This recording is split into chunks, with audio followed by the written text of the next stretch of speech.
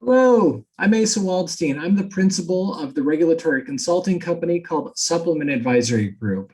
I'd like to thank Tamara Rice of Hempsale and the World Tea Expo for inviting me to speak about one of my favorite topics, how to not turn your tea product into a drug. Really, the easiest way to attract FDA, FTC, and plaintiff attorney attention is by making claims. So that's what we'll be focusing on today. So here are a few tips to help you know if a claim is being made. Anything ending in itis refers to inflammation of, such as arthritis. Anything a drug is indicated for, such as Xanax being indicated for anxiety, or ibuprofen being indicated for a fever. These are considered claims. Most things with anti or anti in the title, such as antiviral, anti-inflammatory, these are considered claims. Now, the caveat here that applies to many different industries, including the tea industry, is antioxidant. Now, according to dietary supplement labeling with the FDA, an antioxidant is defined as a vitamin A, C, and E. That's the only real FDA recognized antioxidant. So other than antioxidants, you really want to be careful and stay away from anything with anti in the title, such as antiviral. The root of any illness, such as Alzheimer's, that's considered a claim. That's pretty obvious.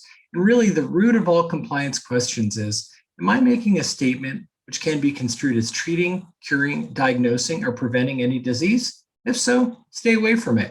Oh, and here's a quick tip to know if your claim or your possible claim has shown up in any FDA warning letters. You type into your search bar, FDA warning letter, and then in parentheses, write the claim or the statement you want to look at. So in this example, it would be FDA warning letter, parentheses, or rather italics, mood support.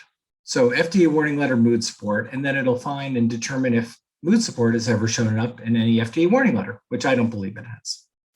Okay, so I think we're all aware that writing a claim on a product label such as anxiety is a real no-no, and it's likely to attract a warning letter. So in this digital era, I find it helpful to think about all marketing as extensions of the label. This includes printed material being handed out at trade shows, but most of the enforcement is really happening from online claims. This includes uncompliant meta tags and hashtags. These are really the quickest way to wave a flag at the FDA and FTC asking for more attention, as it's important to remember anything used to sell a product must be compliant.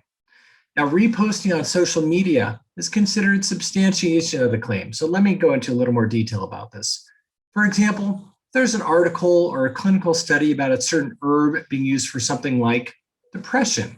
If a company then posts or reposts this on their social media, this may be looked at the company implying their products are used for depression in this example. This risk is then further elevated if the company adds additional verbiage such as, and this is why we love our relaxed tea product. Really, the key here is to not overtly or implicitly suggest a product is used for anything deemed a claim. So it's really common for a well-intentioned staff member to attract FDA attention just by using standard social media tactics from other industries, whether it be apparel or tech or something like that. What worked there doesn't work in the dietary supplement world. And this is a reason why all social media managers should be trained in the do's and don'ts of product marketing, something I love doing. Now, blogs are showing up in more and more warning letters as it's easy to cross the line from education into commerce. If a company must use blogs on their commercial websites, I suggest removing any overt call to action. So what I mean by that is hyperlinks. So if you had a blog and you had a hyperlink to a product shopping cart, that's considered a high-risk call to action. A product picture, that's certainly a call to action. And product name being mentioned in the blog. You wouldn't want to write an educational blog about an herb for anxiety, for example, and then say, and this is why we love our tea product. That would certainly elevate the risk. And in the eyes of a reasonable consumer and through the lens of the FDA and FTC, it's pretty clear that a company would then be using this blog to sell a product. So you definitely want to stay away from there. I also suggest removing any high-risk buzzwords or words such as anxiety, pain, inflammation, COVID, depression, as these search terms may alert the FDA and FTC algorithm to look deeper at your website. So lastly, I want to talk about product reviews. These are considered marketing and are therefore extensions of a label and should be compliant. So it's very common to see product reviews filled with claims such as, this product worked great for my inflammation, or this product worked great for my pain. Now, product reviews are amazing.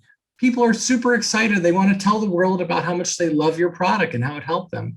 And they're really important to growing a business and for developing customer engagement.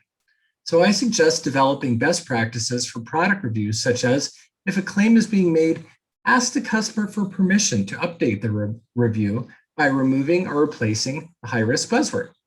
So if the customer gives permission and a company is being ethical, they're being truthful and not misleading, they may choose to replace words with lower risk words, such as discomfort or resilience, which help keep the integrity of the review in a lower risk manner.